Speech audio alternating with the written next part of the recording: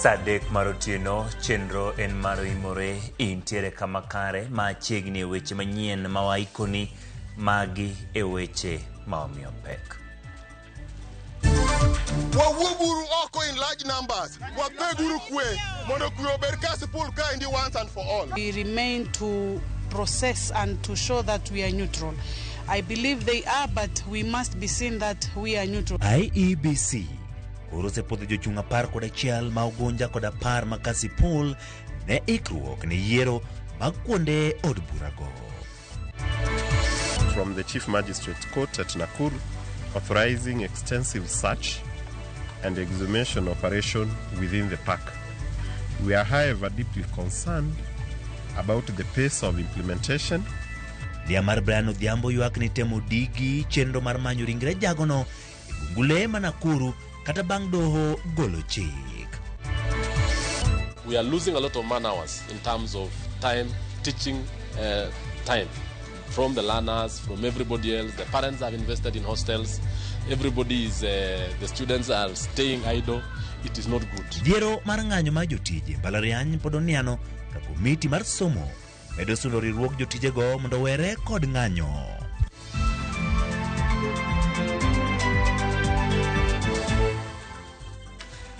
Laiwa duto mag tudruok oyaw, in thuolo mago kod mbaka. Nyinga Ocheng Emmanuel, jaloko marwa en Belinda Phillips, bed kodwe chakruok nyaka giko. Wachako gi weche motenore kod yiero kaachiel kod jochung' wadhi e gwenge mag Siaya maromo jochung' 11 opodhi gi duol mar IEBC malaro kom od bura ma Ugunja e yiero madundo mochan bagi dwe manyien ka koro jochungo ikore ma chako campaigns ayanga. Kanolose kinde mane ocho wang'e chenrono, komishona mar IEBC Mary Karen Sorobit osingoni duol no biro tayo yierono e yor adier kod ratiro. Steve Biko ng'iyo waler. E laksario mar okinyi, duol mar IEBC nochako chenro mar goyo kogno kendo puodho jochung' 6 e kar chung' od bura ma Ugunja. Mae biro bang' duolno puodho jochung' 5 odiechieng' mokwongo. Bang' yudo puoth makamano, jochungo nosingo mar nyayo kwe e kinde campaigns mar neno ni onge lweny moneno. Sama gigo campaign koni, taber rakra kodgi. adoja kodgi kaka ginno. En mana ni koro kik gihinya nikech an ng'ama mama to gin joma chuo. Koro kata ka wach gina akwaye wach kwe nikech koka guns kata kiaga ni mama gi kiaga ni ng'ama dichuo. Kwero kamano nikech waseno certificate. To gimwade timo Ugunja maduong' en achiel. Wang'eyo muharo mani Kenya ka. En muharo mokelo kech, to kelo dhier, to kelo fuko maonge gimoro. Omiyo gimade timo maduong' ma Nyasaye osemiya rieko matimo en wadhi chwako piny mondo piny otini jopiny mondo jopiny obed gi yuto. Really, I want to take the opportunity to preach peace. I want to appeal to those who have been clear, those who are cleared before me, that even because about our business campaigning for this seat, honorable seat, we really need to bring peace. E kinde no, jochungo nonyiso geno margi ni IEBC biro tayo yiero yor adieri kod ratiro. Girang jomochung' tetete tel program period November gi yier ng'ama dwa dhi tiyo nigi. Ana promise gin kaka MJO. Geno mara matelo ma Ugunja kata Masaya maka nase chako 25 years ago. Wapa ni poko chopo kanyo. Nase mi sama do. Kaka jalo bochung' e yiero ma Ugunja wacho ka otimo kako wacho to wan gi geno ni yiero dhi timore e yo makare. Wakwayo bana ni kaka wachaka ni kaka wadhi mbele maonge intimidation. Moko kuom jodito mag duond bura mar ODM nonyiso yie margi ni duond burano biro duoko jochung' mag ye kar chung' od bura ma Ugunja, Kasipul kod Magarini. We as ODM, this is our seat of ODM. I know we are going to have other parties competing, but please keep peace. Siaya is a home of peace. In elections, we never fight each other. Competing for an electoral seat is not enmity. We have come back to reclaim what is ours, and we have 3 parliamentary seats which are scheduled for by-election. That is Ugunja, Kasipul, and Magarini. All those are our seats, and we are are going to work extremely hard to retain those seats. Omachielo, Commissioner mar IBC, Mary Karen Sorobit, manochopo mar chuo wang'e chenro no, nosingo ni duolno this time yiero yor adieri kod ratiro, kojiwo jochungo mondo nyakwe. We're just an impartial referee. Kazi yetu ni make sure that we supervise election and people get the person they've elected and we declare the winner. So that is our mandate to ensure that there is smooth and electoral process. Moko kuom jochung manopodhi kawuono oting'o Lilian Akech mar Alliance for Real Change Party, Orodi Odhiambo mar Wiper, MJ Okumu mar Federal Party, Crispin Omondi mar KANU, Moses Omondi mar ODM, e kind jochung mamoko ka ji adek to nowuok e piemno giwegi. Steve Biko, Ramogi TV, Siaya. Wang'ado nam wadhi loka walwar Homa Bay. Duol mar IEBC opodho jochung 10 madhi laro kom od bura ma Kasipul e yiero madundo ma ibago Kasipul dwe manyien, kendo miyo thuolo jochung mondo miyo chak campaign. Kaka ripota marwa Alia Beach lero, duol no bende ogolo siem ne obila kod apisas mage mabiro chung ne yiero ma Kasipul kod gwenge mamoko mibage yiero madundo mondo kik yiengre nyakonchiel. Kuom ndalo ariyo osebedo ka nono kendo puodho jochung' madhi laro kom od bura ma Kasipul e yiero madundo mibiro bagi tarik 27 dwe manyien. Odiochieng' ma kawuono jochung' mane odong' ne ochopo e apise mag IBC mane kosele mondo puodhgi, ka jachung' mane okwong puodhi okinyi ma kawuono en jachung' maduong' bura mar National Liberal Party Omondi Koyo mane okoni en kod ajenda madongo jo Kasipul poni obi oyiere e komno. Wakwayo duol mar IBC ni jogo mosechako nyiso wich moro mamienjo mag tulo mondo giyie gikaw pend chik kaka owinjore mondo gidil gi jogo maketo tulo e yiero mawadhieni. An kaka jachung' mar National Liberal Party Omondi Koyo, an gi chenro mabeyo ma ong'it madwani mondo adhi atimne jo Kasipul ka giseyiera. Mokwongo an agombo ni mondo aket okumba mar thieth ne jogo moti kata ma hikgi oseniang'. Bang'e to jachung' mar Kenya Moja Movement Isaac Abok ne ochopo gotese ne nyima IBC mondo mi opuodhe, kendo bang' nono tesene to IBC ne opuodhe kendo miye thuolo machako kampen mare kane ojiwo jochung' wetene mondo go siasa mar uso ajenda margi ma ok mar kelo koko kata tule kinde ma gitimo kampen maggi. Otemore yo mapiyo piyo, watieko process marwa in less than 15 minutes. Chalo ka gima IBC ne giko makende kaluwore gi kaka neno process otimore, kendo an gi geno makende ni mana kaka gitang'o nyalo e weche ma clearance piyo piyo gidhi timo yiero ni e yo mauyanga kendo ma e yo mapiyo. Robert Manibior bende ne ochopo e apise mag IBC kod johera mage kendo bang' kolo yo tesene to apisa mar IBC ma Kasipul ne opuodhe ka koro dhi laro komno ma ok otiyo kod duond bura moro amora. Tarik 27 wawuoguru oko in large numbers, wapeguru kwe mondo kwe obed Kasipul kaendi once and for all.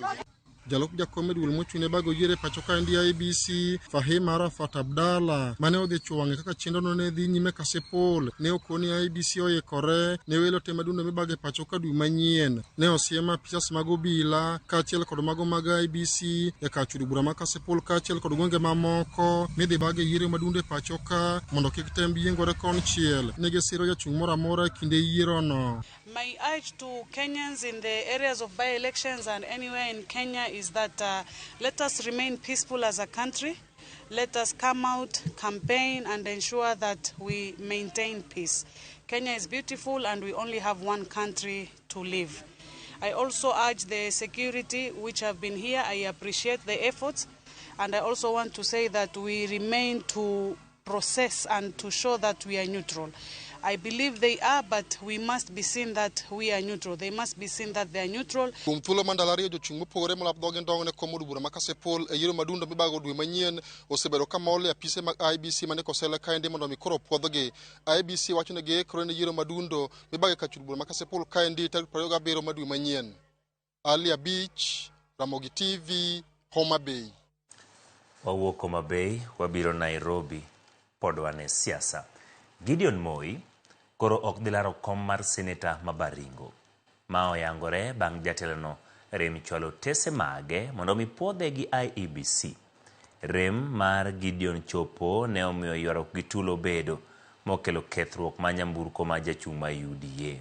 Kaka jafwambo marwa Walter Nyambaga lero, Gideon Moi Neri koseromo gi jatend piny Kenya William Ruto kendo bedo kod twak moro e kar jot mare. Johera mag Gideon Moi ne owuok oko mar romo kendo tae nyaka e kar chwalo tese ne duol mar IBC mondo puodhe ne dhi laro kom Senate ma Baringo. Kata kamano rito margi ne ogore Luanda bang' jatelo no rem chopo. Gideon Moi ni kingpin wetu wa Baringo, na sisi tumesema ni kwamba tutakuwa na mheshimiwa Gideon Moi atatushikilia. Hakuna vile tutasema tutangoja mtu mwingine atupange.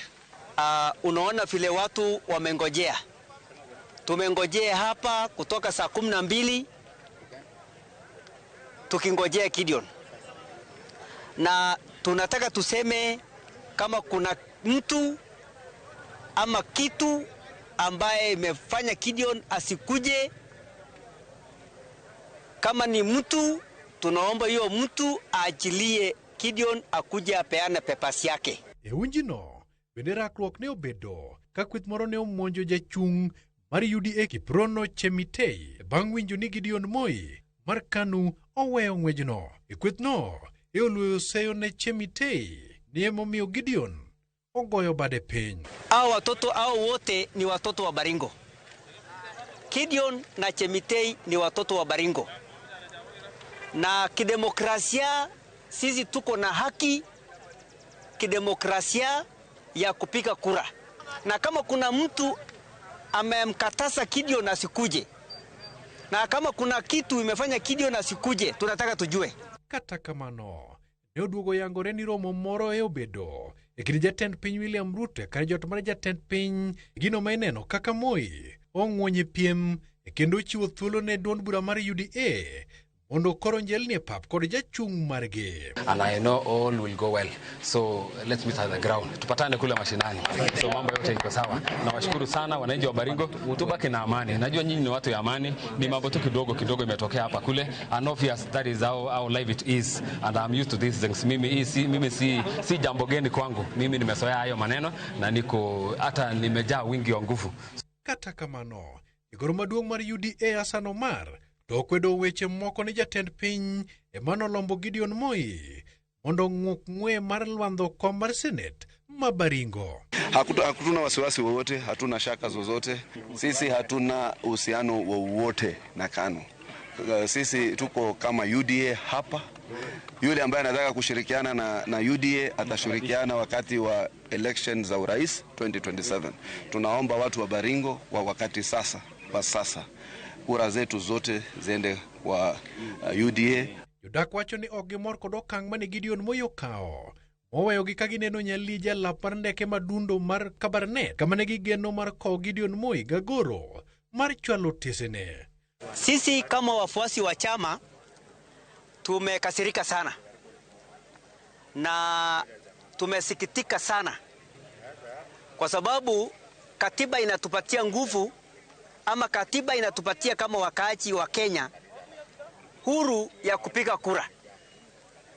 Lakini kama kukataza mtu moja kati yetu asipige kura ama asipatiwe kura ni makosa sana. Walter Nyambaga, Ramogi TV. Awuoro kaka Walter Nyambaga oyango kaka jogo ne rito Gideon e paw ndeke. Komiti mar somo od bura ochiwo chik ne riwruoge mag mbalariany manie ng'anyo kaachiel gi telo mar migawo mar somo mondo mi giler kaka gichano bedo lalruok gi piny owacho matieko ng'anyo madhi nyime. Kotelni kod jakom mar komitino Julius Meli mane twak e kinde limbe margi ka tiegruok mag Kenya Institute of Special Education gikoni jopuonjre osewito thuolo mar somo nyaka nyocha ng'anyo chakre. Judith Omondi ni kod ler. Bang' ndalo 21 mar ng'anyo mag riwruoge mag jotije mbalariany UASU kod KUSU, komiti mar somo e od bura owuok oko mar chung' e diergi kod migawo mar somo ka gikoni chal ka gima jogi duto oidho yien kendo onge ng'ama oyie lor piny ka joma hinyore to koro jopuonjre. Now, all universities are open the other day. The government have paid stipend money to students. They have paid capitation scholarship money. There's a lot of man hours lost on both the government and the unions. We are losing a lot of man hours in terms of time, teaching time from the learners, from everybody else. The parents have invested in hostels. Everybody is, the students are staying idle. It is not good. Jakom mar komiti ni Julius Meli, mane twaki e kinde limbe mare kar tiegruok ma Kenya Institute of Special Education, okoni giseoro bok ne riwruogegi, UASU, KUSU kaachiel kod migawo mar somo, mondo mi gichopie nyimgi kalore gi ng'anyo ma osebedo kadhi nyime e pacho ka. Dwaro mag ng'anyo gi osebedo bandho omenda maromo bilion 7.9 kaachiel gi chako twak mar ogirimiti manyien mar tich ma owinjo ti nyaka higa mar 2029. We are actually in engagement with the CS and the PS, and we have been asking them to really table before the committee the issues that are before them. We've asked the union still that they need to sit with the government and agree on the issues that they have raised so that our children cannot suffer. In fact, already we've sent out letters to the unions and to the government. We want to listen to both sides and see what is the issues that they have on the table. Limbe mar komiti ni e kar tiegruok mar Kenya Institute of Special Education ne en mar rango rem manitie kotenore kod kambi manyien ma igero mabiro loso masinde mabiro konyo jopuonjre man kod ng'ol ma opogore e pacho ka. Gedo mar kambi ni owinjo rum chak dwe mar 12 kendo masinde ma okwongo owinjo los chak Januar higa mar 2026 ka gisani to pod director mar kar tiegruok ni Dr. Norman Kiogora ywak ni gidwaro maromo milion 250 mar chako tich ayanga. Out of every population, between 3.5 and 5% of the population are disabled. So it is very important amongst you and amongst the public that we really invest in it.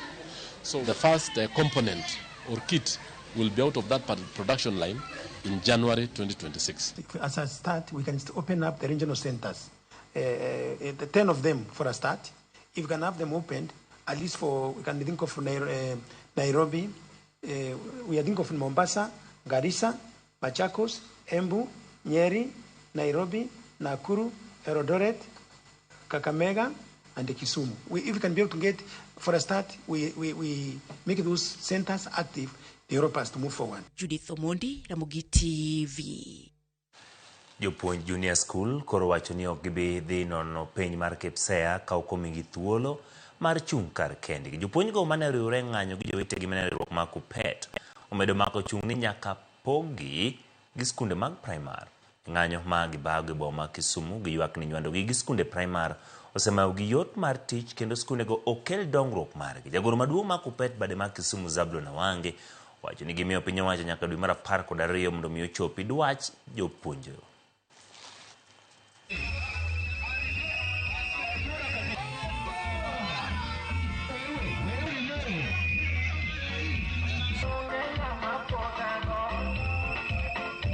Wadwaro autonomy by force. Makok gimiyo autonomy no. To kata penj ma nyithindo mar grade 9 dhi timo. Ok wadhi nono nikech wane motiegwa mondo wanon penjgo. Koro kokumiyo autonomy to ok wadhi nono penjgo. To wadhi make sure ni ka iga chakore next year to ok wadoge school. Wadwa ensure ni wa paralyze learning skunde go te. Skunde mag JSS te. Wadwaro ni telo miluongo ni administration obed koa e moguls. Mogul ema obed principal to obed deputy principal. Gin gi uwezo, gin gi somo monyalo ginyalo telo kanyo. Wadwaro financial omwom, financial autonomy. Pesa mar capitation mabiro cha onego bed ni tiyo. Ma JSS cha onego bed ni tiyo e wach mar moguls. Kata weche tuke be. Wadwaro ni staffing. Kaka jopuonj yiero madhi puonjo e sector ma mogul kata comprehensive onego bed ni gin graduates maonge tich kaka sani wan gi 20,000 intern teachers ma pok ondik PNP. Mano be en lweny mwadhi goyo bang'e. Then wadwaro ni career path, wabed gi proper career path. Familia mar Brian Odhiambo jalupo mawuok Nakuru mane olal bang' kane omake gi apisas mag KWS dwe mar 1 gani koro ywak ewi keto e tim chik mane ogol gi doho mar manyo ringre ma iparo ni nyalo bedo ni ne owikie kar kano rito le mar bunge ma Nakuru. Lydia Okeyo miyowa mathoth. Ako wapi? Yemu! Ako wapi? Bura ewi lal mar jalupo Brian Odhiambo koro kawo yo machielo. Dweche 9 bang' lal ka familia mare koro seo bad migawo marito le mag bunge KWS kuom mano ma giwacho ni rem kete tim chik mano ogol gi doho mar manyo ringre Brian e bungu ma Nakuru. Ma en bang report wuok ka okwach kich ni nyalo bedo ni Brian ne onegi kendo ringre ne oiki e bungu no Nakuru e yor apanda. There are elements in this process that are keen to subvert justice. They are keen to frustrate the entire process. A particular concern is the fact that even when there are express orders, we have to be told that no, someone has to consult above when the orders, court orders, are quite express. Okwach kich ne odhi doho kendo chwalo kwayo kagidwaro mondo mi doho tima pedha mar manyo ringre Brian e bungu no Nakuru kendo gole bur tim nonro mag nyenyo mag del mar DNA e alworano eka dhi ikringre no. Doho Nakuru kokalo kuom jal bura Cynthia Muhoro noyie mogolo chik mar manyo ringre Brian e bungu. Apisa mag okwach kich nyocho pe bungu no chieng' Tich Adek kendo oyango kanyo ma chich ni ne oikie ringre Brian. The wheels of justice, however slow they may move, they'd finally get us to a destination. Apisa uchiel ma KWS kata kamano no odagi ketho mar ndhiyo Brian e dwe mar abich higani ka doho geno winjo matut ka oya kuom janena achiel ma igeno ni biro chope doho dwe manyien. A few fish like this are held with more regard, are more valuable to our security agencies than human beings. Brian Odhiambo lost his life because of a few fish like this. Brian Odhiambo ne olal tarik 18 dwe mar achiel higani. Lydia Okeyo, Ramogi TV. Jokendo ratich oganda mag Kenya gi Uganda bago ng'anyo mamuol nyaka mbetre ma Uganda ka gisundo mondo we thuolo jo Kenya ariyo mane omaki ndhi kendo lal godo juma mokalo e boma ma Kampala. Jokendo ratich oganda ne omako wuoth mamuol nyaka mbetre ma Uganda mantiere Riverside bor Nairobi ngiramo nyaka we thuolo Bob Njagi Nicholas Oyo mane ondhi ndalo 9 mokadho. Gikwayo piny owacho ma Uganda magidro gi tim mako ndhiyo kendo lal kod ji mondo were kod timbe makamago.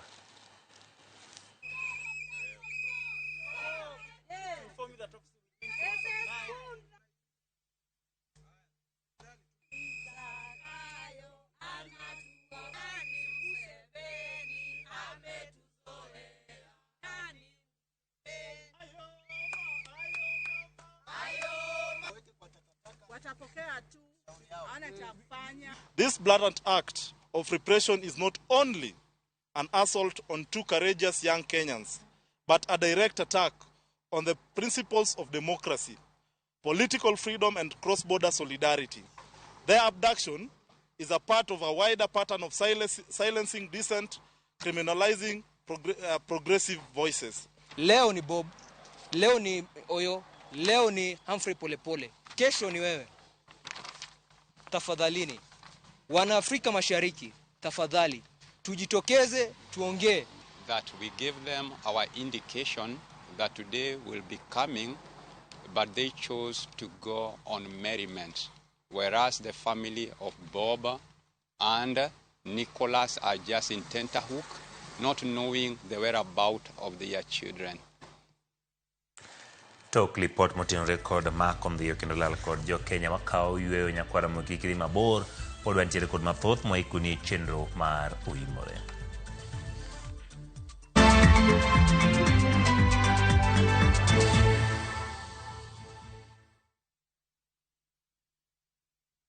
Sometimes I need a fragrance to keep me calm, stays fresh in the heat and feels elegant into the night, lasting longer than expensive perfumes. New Downy, lavender calm, sunrise fresh and sweet elegance, freshness that inspires confidence.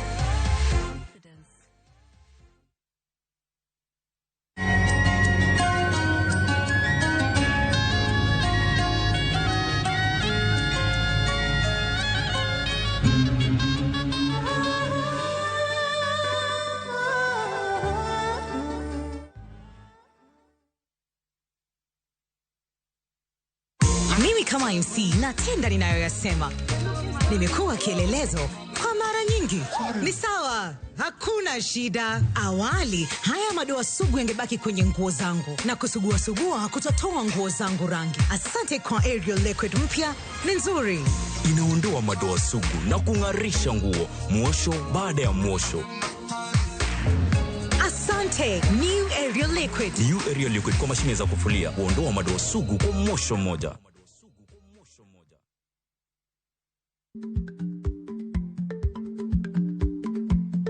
Jarik ni jamuod nyoyo gi goyo.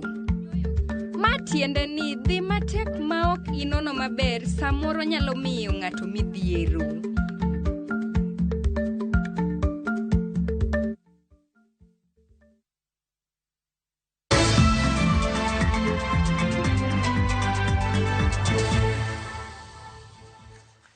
Machiegni jatend piny Kenya William Ruto wacho ni kaka achiel kuom yore mag jiwo ohala e kind pinje mag Afrika nyaka yaw yore mag ohala kendo golo hinga mageng'o ne johala donjo kod wuok e piny achiel kadhi e machielo.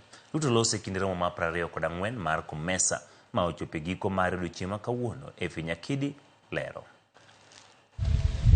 En romo ma okelo kanyakla jotend pinje mopogore opogore kachiel kod johala e bwo riwruok mar COMESA marango weche ohala e kind pinje Afrika ma ugwe gi milambo. E kinde romono, jatend piny Kenya William Ruto wacho ni pinje ma e bwo riwruok COMESA nyaka yie mar yawo tong' mekgi machiwo thuolo ne jo ohala timo ohala kowuok e piny achiel nyaka machielo. Opening our borders, we aim to facilitate the free movement of people, free movement of goods and services across the continent, a cornerstone of the Africa Continental Free Trade Area and COMESA's vision for shared prosperity. To remove the remaining barriers to trade, barriers to investment, and the free movement of our peoples. Our people, particularly the youth, who embody the future of our regions, are expectant and deserve a COMESA that offers them opportunities for innovation, entrepreneurship, and prosperity. Romo no mar COMESA mar 24 ma obage kar romo ma KICC bure Nairobi ochiwo thuolo ne Ruto tayo riwruogno kuom higa achiel. Kaluwore gi Ruto, nyaka gol ohinga mageng'o yore ohala e kind pinjego. Chal mabiro konyo bero tudruok e kind oganda. We must remember that the free movement of goods and services must be matched by the free movement of people and enhance physical connectivity across the region and the entire continent. Kenya has taken the progressive step by becoming visa-free for most Africans, reaffirming our enduring commitment to regional integration and unity. Ruto bende osingo ni kuom thuolo ma higa achiel mobiro telo ne COMESA obiro neno ni yore tieko midhiero ma jo ohala ma e bwo riwruogno kadhe oyudore. I want to commit to our business community that we have listened carefully to your issues and your concerns, and it will form the basis of what I intend to do in the next 1 year. We shall also ensure that the COMESA EAC SADC tripartite trade area agreement that has become operational will continue into the future with broader engagement. Jatend piny Zimbabwe Emerson Mnangagwa mabende e jalup Ruto higani ema biro telo kaka jakom e romo mar 25 higa mabiro. Finyakidi, Ramogi TV, Nairobi. E kinde ma ihingo odiechieng' ma ji otie mar chiemo e piny mangima, jolony e sekta mar pur ywago nok ma puothe mitime pur ka koro gijiwo jopur mondo otim chenro mar pur manywando kendo mariwo kothe, pith mar jamni kod mamoko. Jojuma leronwa. Lipod nyiso ni Wakenya nitie kod ting' maduong' e ne piny Kenya kod kata piny mangima. Koro bedo kod chiemo moromo nikech thothgi ema koro yude puothe ka ochako chenrogo mag puro chiemo to bende iyudogi nyaka e chiro kuonde ma iuse chiemogo. What we are promoting among women, it's a farmer-managed natural regeneration, whereby they are able to grow trees together with crops. Many children lack school or don't go to school or don't grow up well because of food security. So it's a big project on empowering women, but also focusing on issues of food security for children. Kata beni wakaini mathoth bido kod chia, madhi nyime kod golo chiwo mathoth. Thothgi pod kale ageta mathoth, ma oting'o nok mar puothe, moko kuom oganda kitgi kod timbegi, kod moko bende koro miyo thothgi ok nyal puro chiemo moromo. Tulikuwa tunanyanyaswa, tulikuwa hatuna usemi katika jamii, bali tulipokuja watu wa Pillars Care wakaingia kwetu, walitufunza mengi sana kuhusu wamama kujitegemea, na ile hali ya kuwa na pesa katika mifuko yetu. Chwo bende obed included, gimbe mitembe luongogi mondo gimbe nyisgi ni mondo kik gibednwa gi chike moko matek manyalo bedo ni hinyowa mamiyo ok wayud gik ma wasepango ni wayudo e pur e yo mowinjore. Kalre koti ma wakeini nitiere godo e wechego mag pur, riwruok mar Pillars Care kawo tende kod piny owacho wege mamoko dhi nyime kod siro wakeini mondo koro gipur chiemo moromo e kaunti ma Migori. Rogers Oenga, riwruogno mar Pillars Care, wach ne gitiego wakeini kaka ginyalo tiyo kod puothe matin ma gintiere godo mondo gigol chiemo moromo. We are training women on simple kitchen garden with an aim to ensure that women have access to foodstuffs and nutritious meal at home. Hatukukuwa na ile hali ambayo tunajua sisi wamama tunaweza kujitegemea, bali walipokuja wakatufundisha, tukajua namna ya sisi wamama kujitegemea sisi wenyewe. Pillars Care no biro no puonjo waketo corn garden ma waketo space mane wayudo mane wakodesa to corn garden no en ikete small space to golo a lot mang'eny. Oenga ne ka pogore kod puonjo wakeini e yo mag tiyo kod puothe matin ma gintiere godo e golo chiemo moromo, bende giwuoyo kod joma chuo mondo koro ochiw thuolo joma mine mondo koro ti kod puothego, to ahinya mago mag familia ma bende kuom kinde mathoth osetam mine e tiego yono makare. Women face several challenges in the community. One of them is lack of land ownership for farming. And this is part of this training that we are giving them here today on how they can get access to land, matrimonial property sharing. For the case of the widows, we try to assist them on how they can get access to important documents of land ownership. Wakeini mathoth ywak ni biro ni thoth lope pod nitiere e lwet anyuola kaachiel kod wuon pargi koro osemiyo lek margi mar jopur mondo igol chiemo moromo nyaka sani koro ok nyal chopo kare. Tuo ok miwa thuolo, samoro nyalo bedo gi mpango ni idwa tiyo gi puodho kata ikete alodi moro, tiyudo ka dichuo nosetelo gi rieko ni en odwa ni ket kate oduma, then kusetiyo matek kode mi harvest oduma to koro loko kite, ouso oduma gi to pesa ni ofukune, koro yudo ni itiyo mang'eny to mshahara to donjo kama chielo. Thoth kisani kawo kalo kuom grube gideso puothe mopogore opogore ma bende gitiyo godo e pidho kothe mopogore opogore. George Juma, Ramogi TV, Migori. Wadhi Kisumu, duol mar NSSF komakore gi tend kaunti ma Kisumu osidho gedo mar ute mag hazine kar dak ma Milimani kaka yor bero kuonde dak e bomano.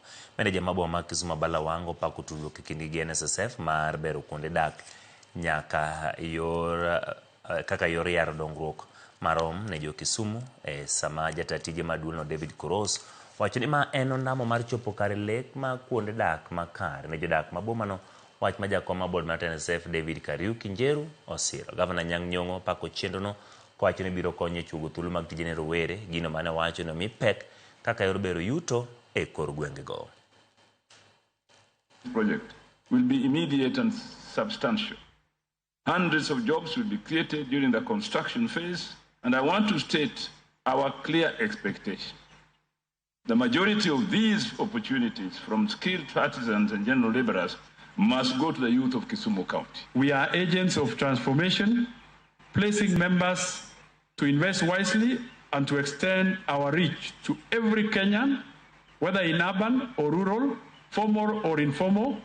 It is an opportunity for our members, suppliers, and local communities to thrive. Real estate and construction now accounts for 14% of Kenya's GDP. We are laying foundations that will last for generations, a legacy of partnership, innovation, and shared prosperity. To our partners at NSSF, your commitment to this partnership exemplifies the powers of collaboration in achieving shared goals. Together, we are building a Kisumu that reflects the aspirations of its people, a city that is modern, sustainable, and equitable. I want also to challenge NSSF that even as you look at such an arrangement with the local governments and the national government, we can also look at the individuals where they can come together, put their lands together through amalgamation, and come up with such projects and give them their part, and you have your part. That way, we'll be able to deal with the problem of slums, and we'll also be able to deal with the issue of the growing population in urban centers. Riwruok ma The Action Foundation kod piny owacho ma pacho ka oriwore chako chenro ma jiwo som nyithindo matindo manigi ng'ol. Chenro no yango ni dhi konyo nyithindo ma kwan gi 1.3 e hikgi manie kind 1 nyaka 8. Chenro no komakore gi migawo mar somo kod sectors mag thieth, arita kod mamoko igeto go nyithinde counties bura kendo ni omigi sir motegno mar somo kochopo higa ma 2030.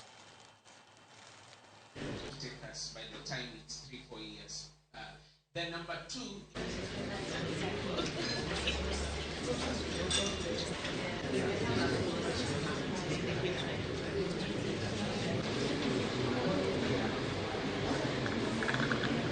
Together we will ensure that systems we are building respond to the real needs, reach those farthest behind first, and drive sustainable change.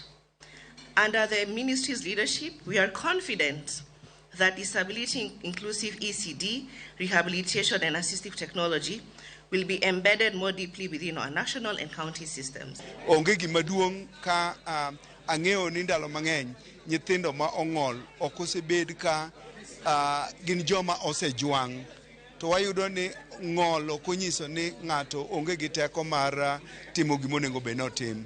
Nyithindo mong'ol gi nigi lek ma gin go e ngimagi, kendo lek go onego bed ni ka okonygi e yo maber to gibiro bedo joma idewo e ndalo makiny.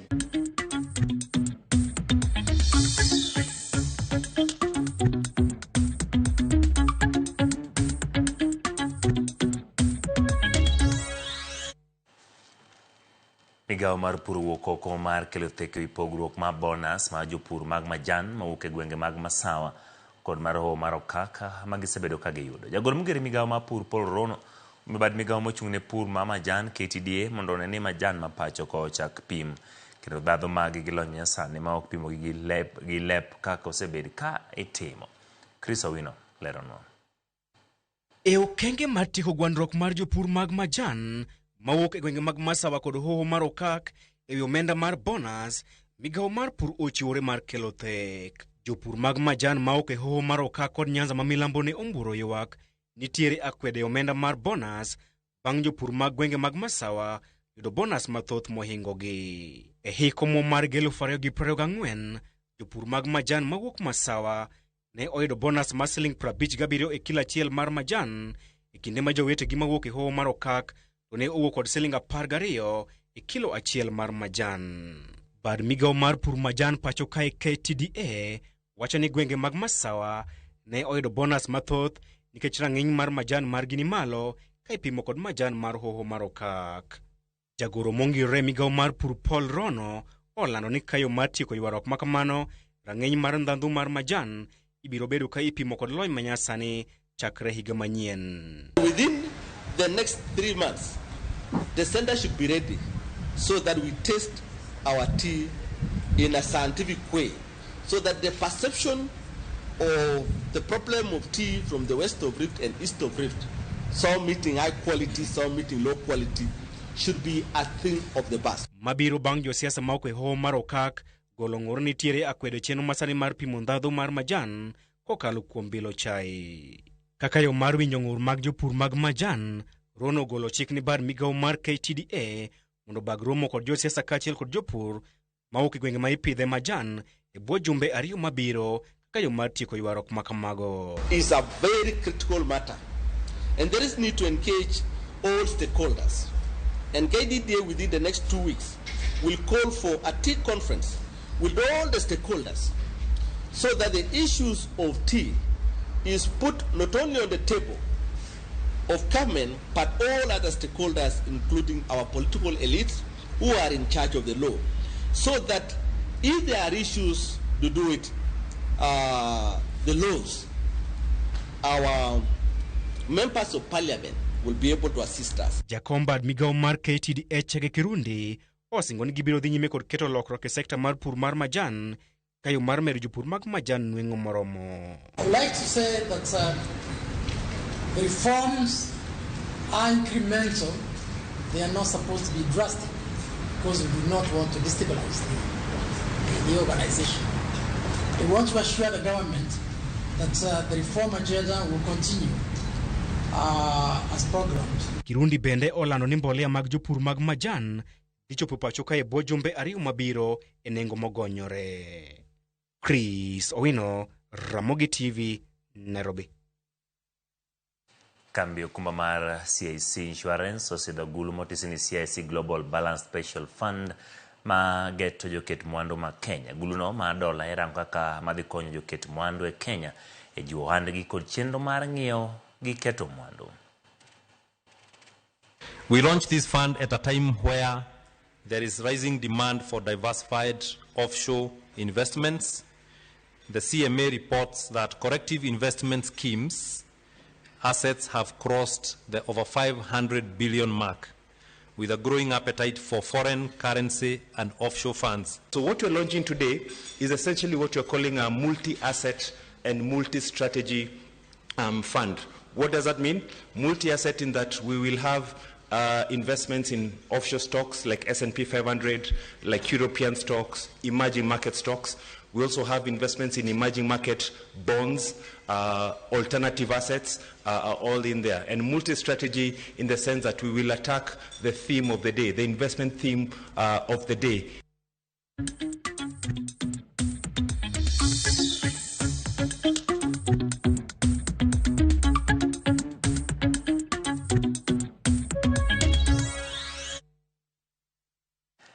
Koromo gi tok tieko weche mag ohala wadhi e yueyo ka waduogo wantiere kod weche mag tuke.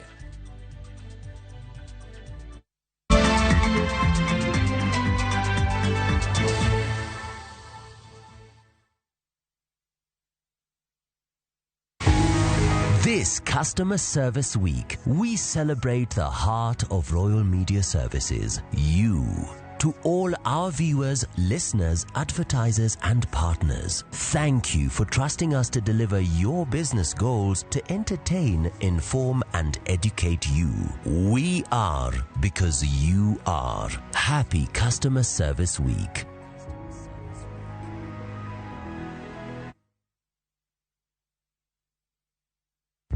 Saa zingine mambo kupata bila plan. Gas ndio imeisha, landlord akuache upumue, mtoto ni mgonjwa na bado ni mid-month. Usijibox kwa noma. Piga *531# and sort your emergencies with my Mobi Civil Servant Loan, iwe usiku au mchana. Kama wewe ni civil servant, sasa uko sorted.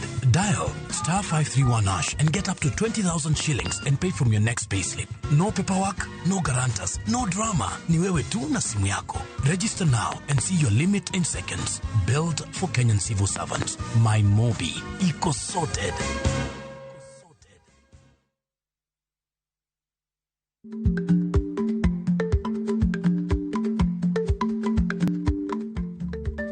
Dhako muol kadonjo, matiende ni, bedo ni ng'ato ling' e kinde ma owendo, ok ofulo ni omuol. Samoro en kod kido mamoko.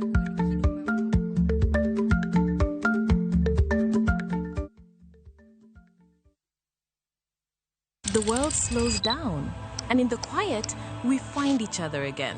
We laugh louder, we love deeper, we reconnect with friends, with each other, with ourselves. This is the low season, the season for connection.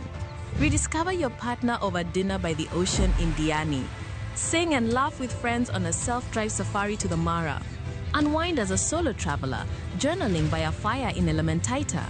Or finding calm with a massage overlooking Lake Nakuru. Because travel isn't only about where you go, it's about the people and the moments you take with you. This is the season for you. Visit VU Travel and let's plan your low season travel. VU Travel. Let's plan your story.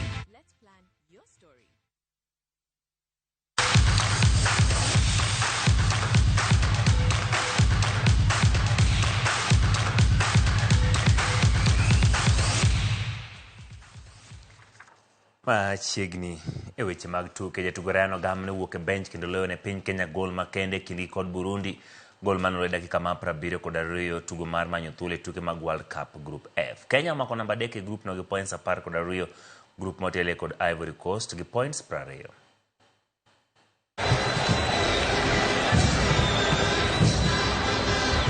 Uma. Lovely football again, Olunga. Now it opens up. Oh, that's superb. Lovely, lovely goal. Ryan Rabok finally breaks the deadlock, and the substitute has come up with a moment of quality in a game that has been lacking quality for its vast majority.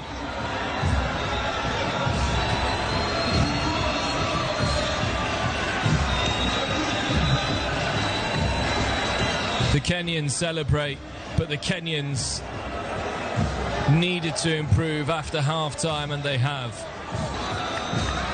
It's Uma Olunga to Ryan Rabok, who just curls it, and that is unstoppable for Nahimana.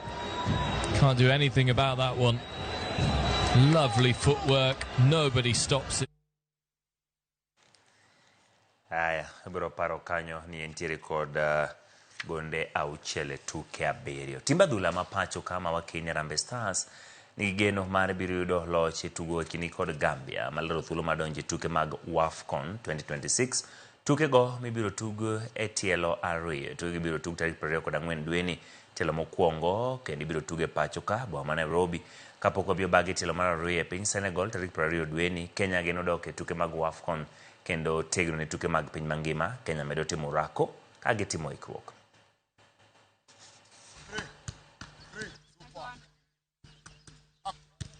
Four, good. 5, good. Finish. Good stretch, rest out. 1, come on, quick. Let us come corner, Vivian. 2, let us come corner. Yeah. Number 1. Yes, sir, come on, quick. Up, quick. Come on, Pulsar. Yes, sir, come on. Kenya Prisons odiochieng' makawuono obago nyasi masidho kendo dhialo jotije mage mosetiyo makare pe mopogore opogore mag tuke pacho ka kod pinje maoko. Nyasi manobagi ka tiegruok mar Prison Staff Training College. Nyasi no noyuore kod jagoro mongere migawo mar tuke Elijah Mwangangi manopuoyo Prisons kuom siro kamaduong' tuke pacho ka. Jagoro mongere bad migawo mar kuonde twech Laktar Salome Biako ne opuoyogi kuom siro weche tuke makare kidienje mopogore opogore.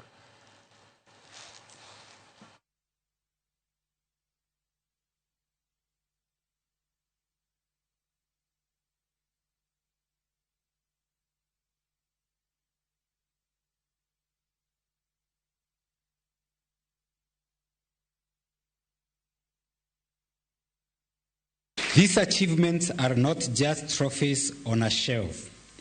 They are a living testament to the spirit of excellence that defines the Kenya Prison Service. Today, we proudly honor sportsmen and women who have donned national colors, coaches who have received world-class training, and referees accredited by leading global federations. I don't see why Kenya Prison Service cannot participate in Winter Olympics. That is an avenue that we have never even scratched. And yet there are very many things we can do. In the next 1 year or so, in the year 2027, we shall be hosting AFCON. And we are expected to have as many as possible training fields. We shall be liaising with the peers and the management of Kenya Prison Service, in liaison with our minister, the president, to see to it that we can develop. Of course, he has given directive that we do a stadium for the Kenya Prison Service.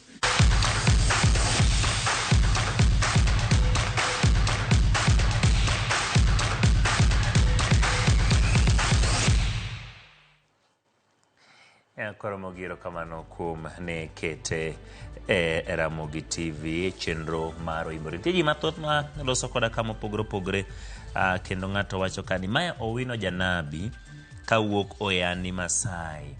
Yiero ma idhi bagi e kuonde chung' od bura mopogore opogore ema ng'e godo adiera mar IEBC manyien. Mosna min oduor kani mariwa. Erokamano Owino Janabi ka intiero Oyani Masai yorna ote 23690.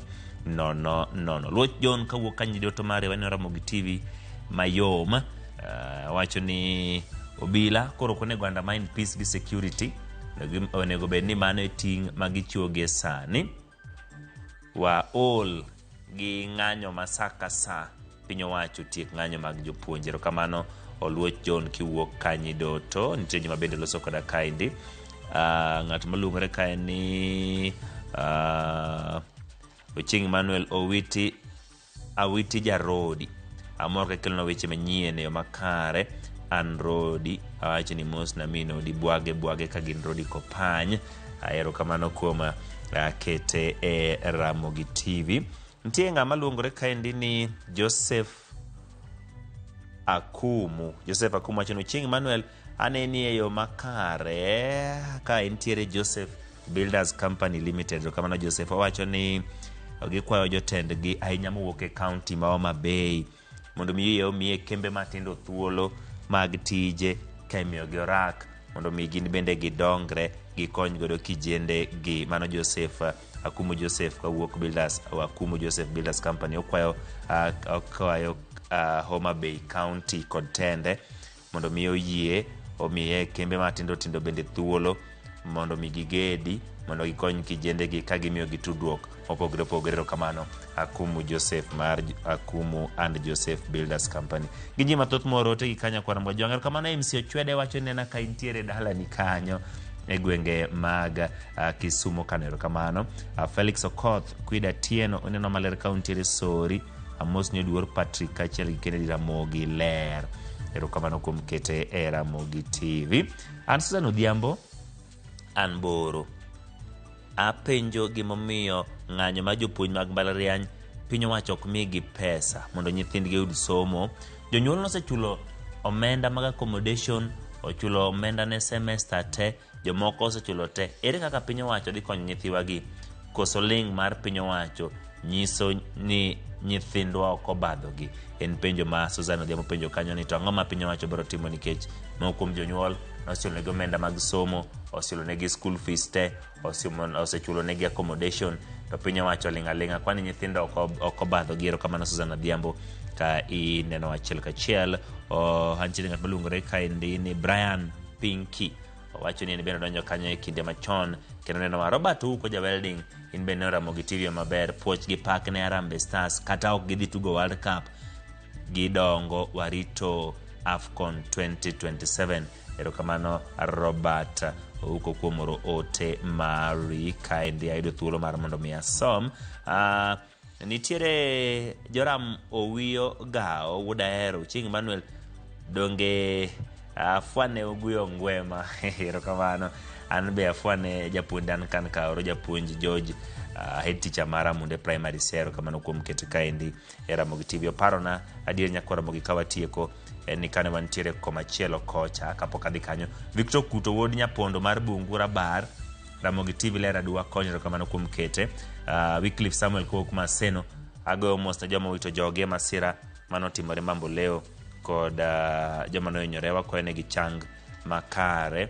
Ero kamano kuom kete e Ramogi TV. Gin ote mathoth nyakwa Ramogi kawuono mu oro kaendi kotero kod weche mano wakelo ni thoth ji wacho ni yiero mar ODM kata yiero mibro bage gwenge mopogore ema biro ng'eyo godo adiera mar IBC manyien. Aparo ni ji mathoth onego oketo wengegi mondo mione kaka IBC biro timo. Sirikal onego ng'ie somb nyithindo.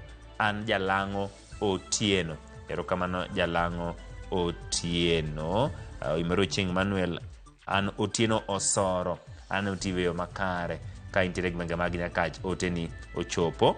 Awinjo ber kan gitare ka mana toti ogola iwacho ni iwinjo weche mopogore. Kamano nyakwara Ramogi kuom kete Ramogi TV maga mesa maka weche manyien oyudo thuolo mari kondichi makawuono.